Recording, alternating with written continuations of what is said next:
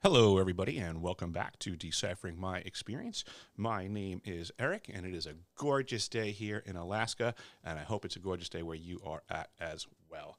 I would like to first start out by thanking everybody for showing up to the first live show ever. There will be a phone number going up for call-ins, and I have a couple of cool things that I would like to discuss with everyone today, as I've been doing more research and having a lot of fun doing it. I guess we could start with the documentation. So there's a DARPA document is something that I'm going to be going over, as well as some of the new, I guess you would say, directed energy weapons that are on the market and commercially available. So I'm gonna show a video on that as well. But I guess first and foremost, potentially, there could be folks out there that have questions to begin with. I don't know, but let's find out. We'll throw that number up there, and that's going to be in player one. So we'll throw that up. And if anybody has any questions about anything that I've covered so far to date, don't hesitate to call in.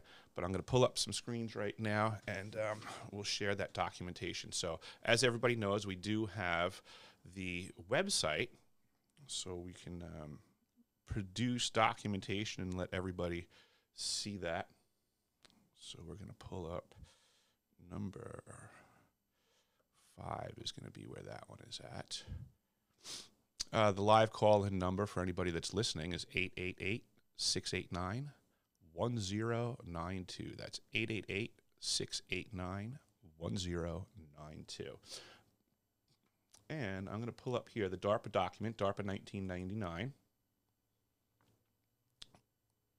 And let's see. Can I just do it? I guess. Well, you guys can pull it up and read along if you want, or you know where it's at. I have the hard copy right here. Page 33.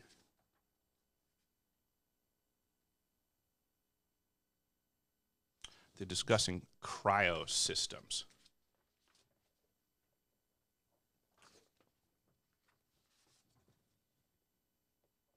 You don't need to see the documents there. I'll just read them to you. So page 33 on that document in the archive reads, cryo systems. Program, this is the DARPA document, the program is developing high-temperature superconducting components packaged with other cryogenic devices for use in radar, electronic warfare suites, and communication systems.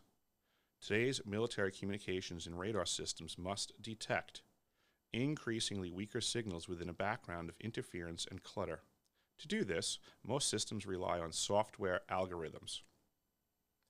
High-temperature superconducting filters and amplifiers, however, are very selective and can screen out unwanted signals to receive only the desired frequencies. This type of performance is particularly useful for signals intelligence collection systems and for improved GPS jamming rejection. Cryogenic systems have been employed at ground collection sites and installed in Navy and Air Force reconnaissance aircraft, as well as ships. All are showing greatly improved reception of low power signals within a noisy background. A signals intelligence collection system for multiple cellular bands using cryogenic components will be demonstrated later this year in fiscal year 2000. The program will focus on developing tunable superconducting filters while maintaining their superior selectivity, enabling reductions in size and weight while increasing coverage in detection of low-level signals. Okay, a lot of talk about cryo.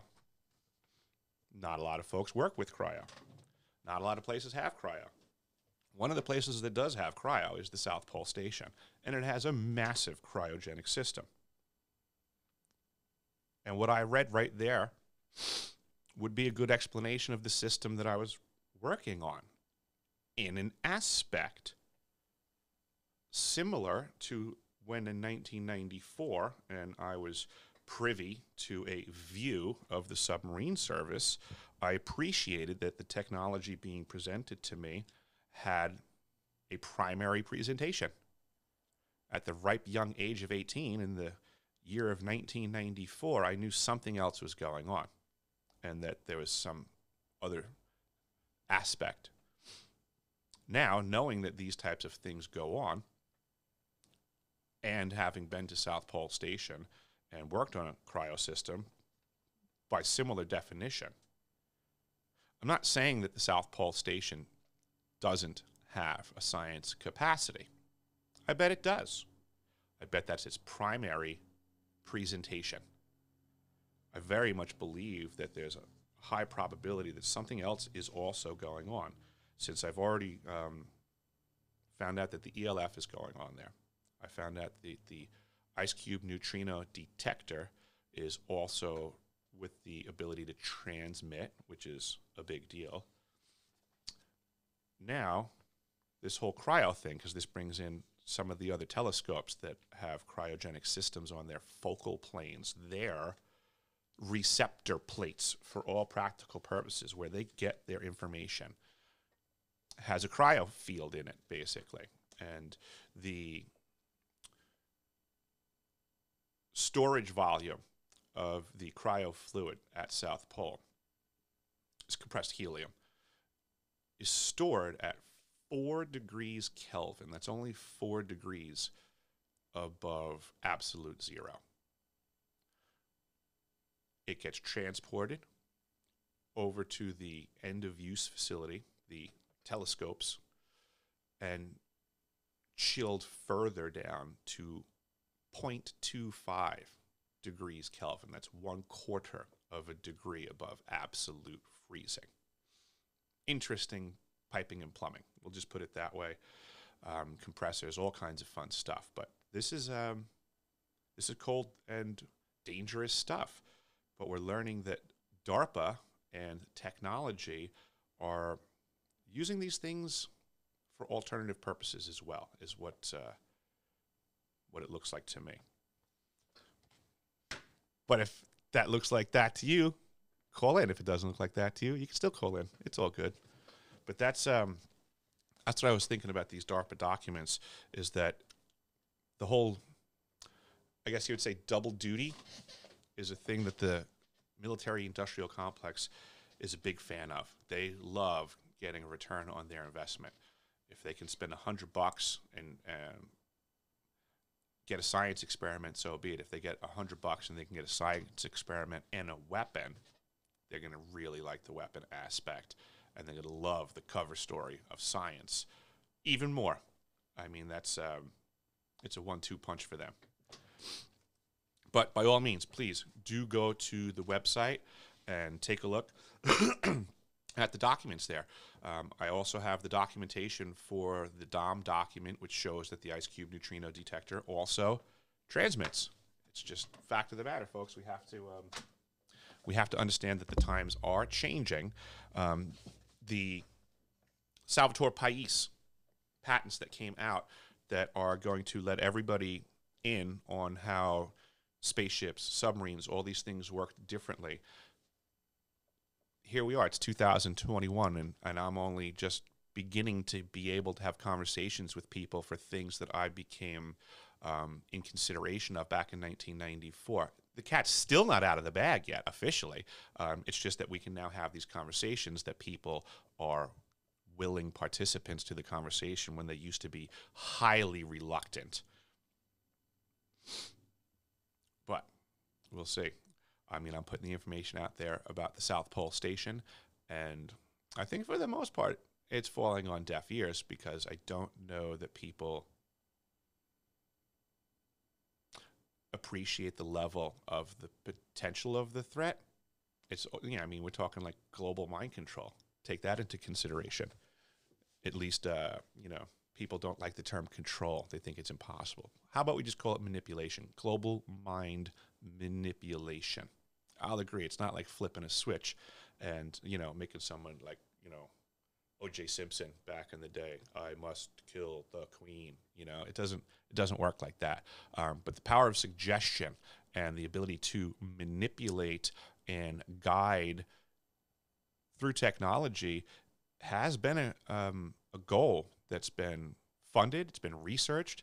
And thanks to folks like Dr. James Giordano, who have filled us in. And then also, who's the other gentleman that did the... I'm losing his name now. The whistleblower that did Project Satan. I mean, these were mind control projects that the government was happy to work on, happy to fund, especially way back when in World War II, when they were able to get the cream of the crop of the German scientists from Operation Paperclip and transfer them through and bring them out to Long Island. So the tech is there, and it's existing. How about this? You don't have to believe me. I'm going to pull up our next piece that we're going to cover. Hey, man, my phone's not ringing. Someone out there's got to want to call in. That's not what I wanted. Let's go to this one here.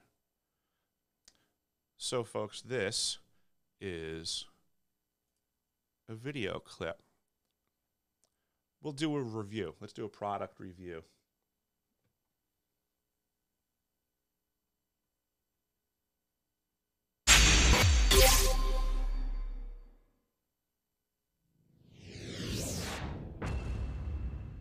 Good stuff. I need me some LRAD. Welcome to an overview and demonstration of the LRAD 450XL, the world's leading mid-size acoustic hailing device. The 450XL is a rugged, portable speaker designed to deliver tones and clear voice messages in focused 30 and 15-degree beams from close range out to 1,700 meters. 1,700 meters. Look, that looks portable. Set it up anywhere. So easy, a civil servant can use it. The LRAD 450XL features a molded smoke composite impact-resistant housing. The 450XL comes with a hard case for transportation and storage. The ruggedized MP3 player controls the 450XL audio output and other functions. A weather-resistant microphone transmits live messages and also records and plays back messages on the fly. A portable 24-volt rechargeable power pack powers the 450 for up to 8 hours of continuous live or pre-recorded broadcasts. The 450 setup is quick and easy. Connect the 20. So I guess that means that after 8 hours, someone's going to have to come recharge it. Just food for thought. Foot audio cable to the back of the MP3 player. Connect the MP3 mount to the back of the 450XL and tighten the screws. Place the MP3 on the mount and tighten the knobs until secure. Connect the other end of the audio cable to the 450XL. Connect the microphone to the mic USB port and tighten. Connect the power cable to the power pack output. Make sure you pay attention how to reverse all of these processes, folks. Connect the other end to the back of the 450XL. And you're ready to go. Press the black button on the power pack to see the battery level. Flip the toggle switch to the on position. The power volume control knob turns the 450XL on and off and controls the audio level. Use the backlight button to adjust the LCD light illumination level. That on-off dial there looks pretty easy to turn all the way up into the red. Just saying. Wonder what prevents someone from doing that. Self-control, I gather. The play/pause button starts and pauses selected audio files. Use the red stop button to stop playing an audio file. Cycle through and select audio files using the skip forward button. The skip reverse button works the same way in the opposite direction.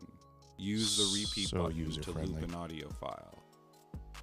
The alert tone button is located above and to the right of the LCD display. Sound projection switch changes the audio dispersion from 30 to 15 degrees. The voice boost switch increases the output. Press and hold the PTT button on the mic for live broadcasts. Press and hold the record and play buttons simultaneously to record a message for playback. Press the play button to broadcast the recorded message. The wireless kit enables system operation out to 150 to 200 meters. So that means there could be someone that distance away operating it, so pay attention. Wireless receiver attaches to the rear of the 450.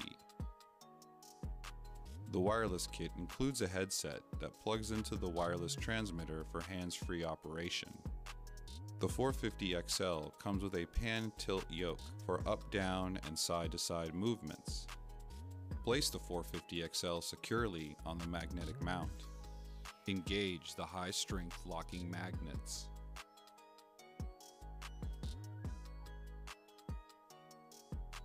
The 450 XL has an optional tripod for quick setup and operation. Thank goodness.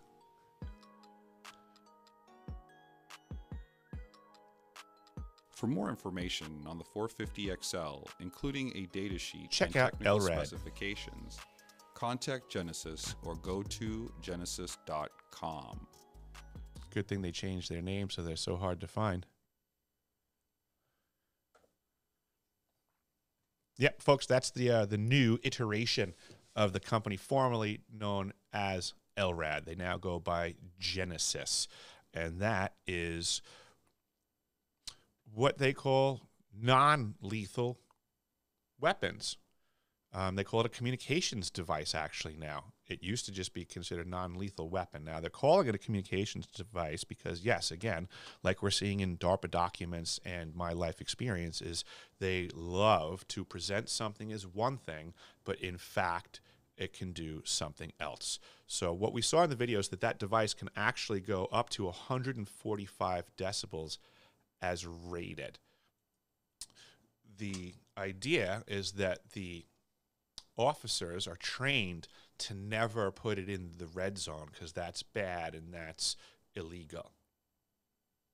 But I ask, why does it even get to go that high? Why do we have to put our trust into the hands of these officers that can and do make mistakes? Why does the equipment have to even tolerate such an error available? I mean, could you not at least have a double acting switch so that you don't accidentally simply turn it up too fast and too furiously in a rush by accident, let alone by intent, that it requires a second activity to bring it up into the death range? That's just my curiosity. Another thing that I wonder now that these devices are coming to market, am I allowed to buy one? Am I within my Second Amendment rights to purchase this as presented communications device? Am I allowed to say, I promise not to turn it up into the red?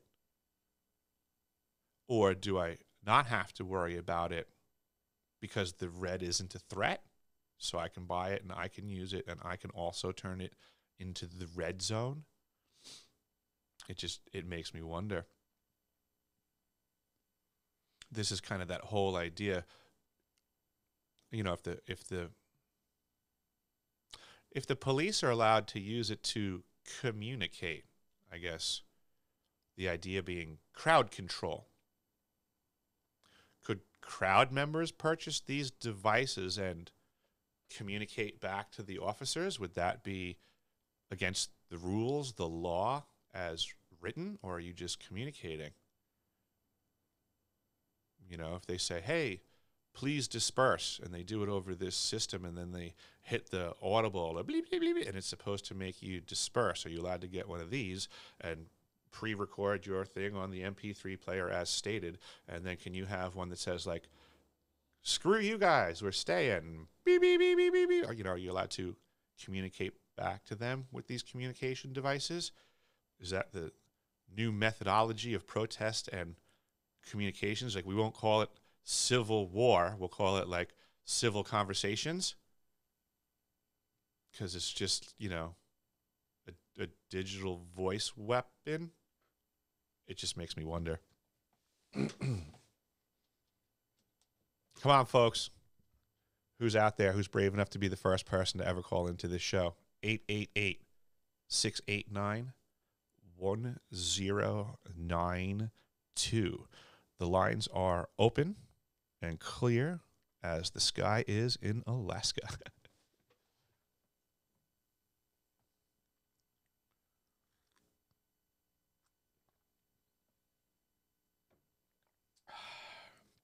Oh, let me see if I can show you. I changed my signboard up because I was watching the news earlier, and I'm thoroughly convinced that China owns Biden. It's just ridiculous at this point. If people can't see that, oh boy.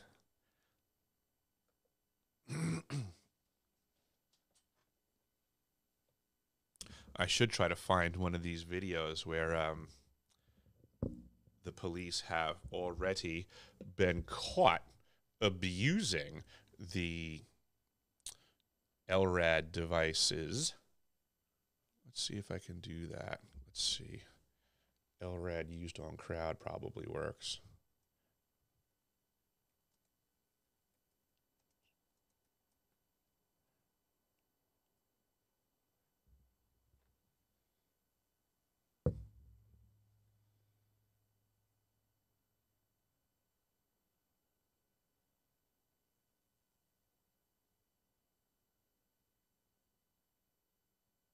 Huh. What do you know? This is interesting. This is interesting for sure. Let's try this one on for size. Let's get rid of that guy. Adios. And we'll switch this one over there.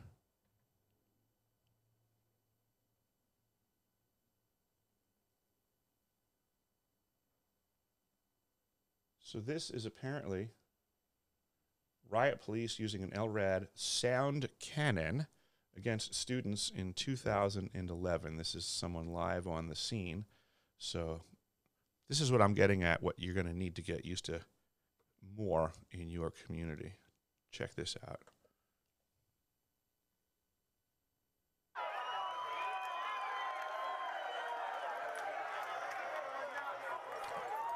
People partying, I get it. There's a lot of folks there.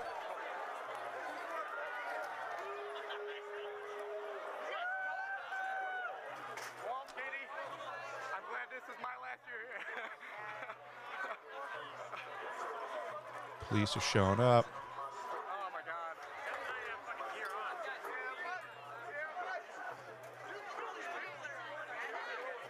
Let's see. Oh, they already fired it up.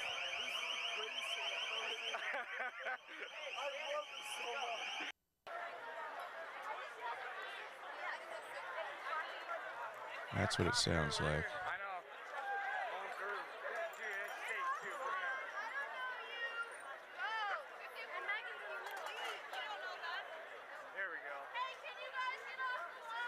There we go. Can you guys get off the lawn?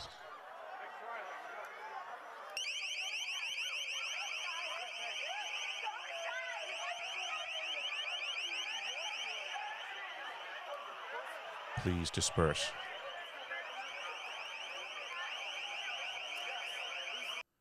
That's what it sounds like, folks. Yeah. They're trying to stay.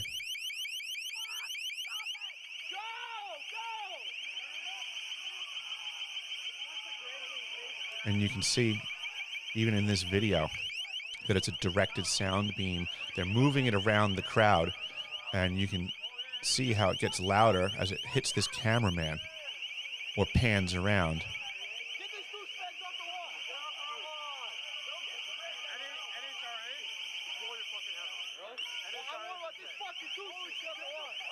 Sorry for the profanity, but it's reality. Looks like one tripod.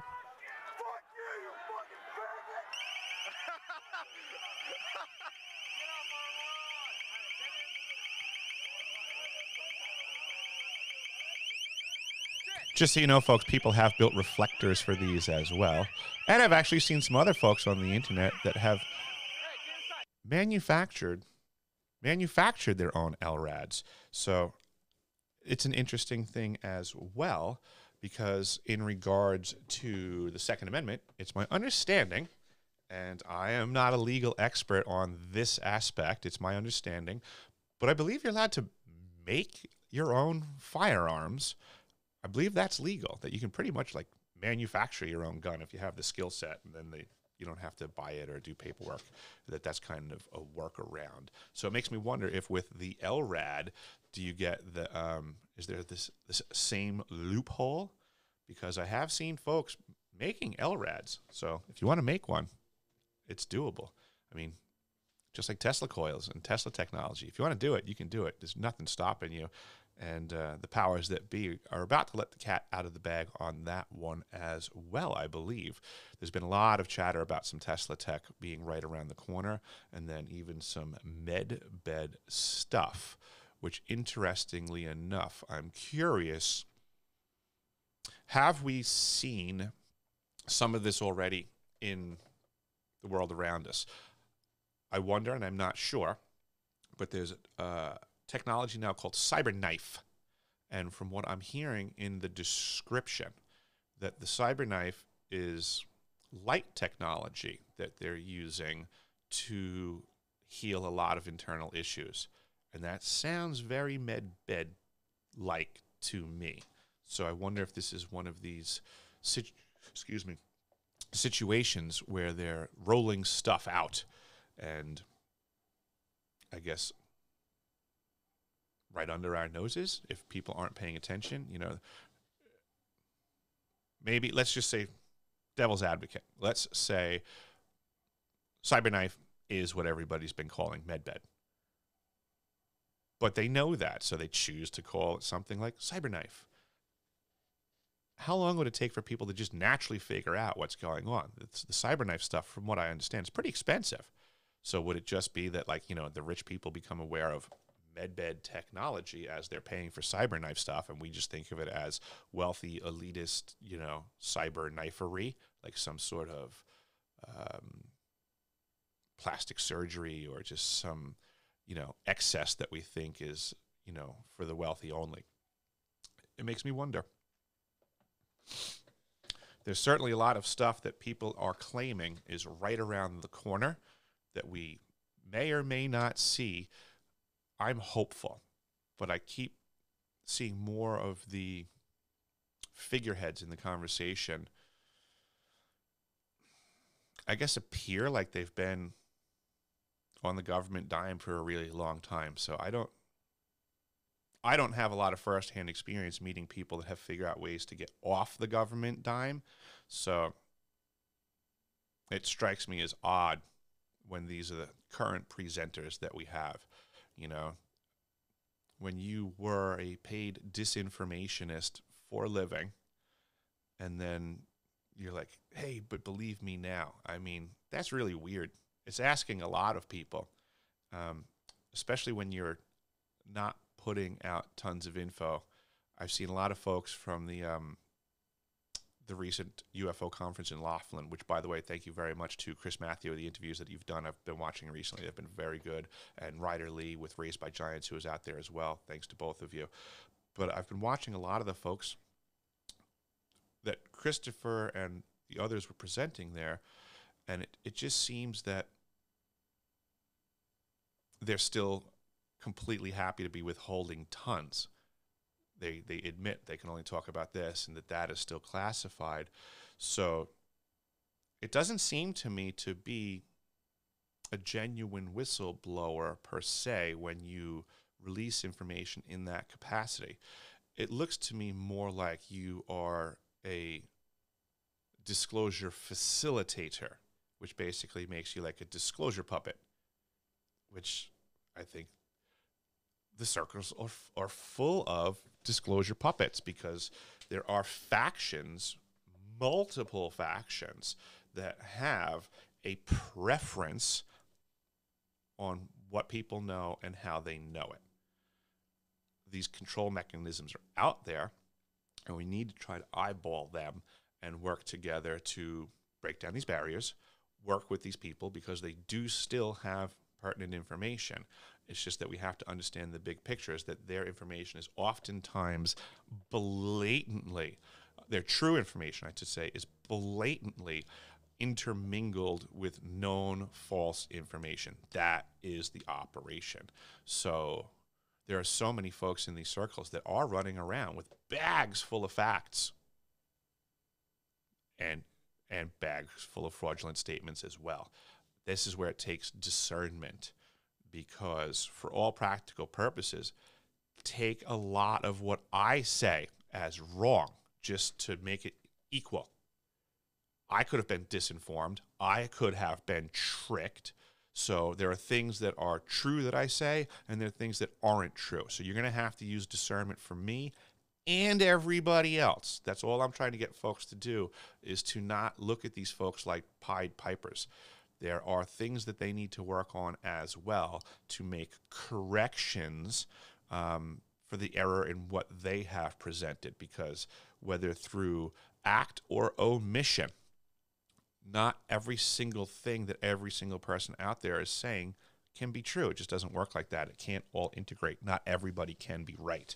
And it takes a team effort, especially for the mission of the truth, in A, gathering it, and then B, disseminating it. It's not going to happen from one person. There's not going to be any researcher out there that's going to hit every nail on the head.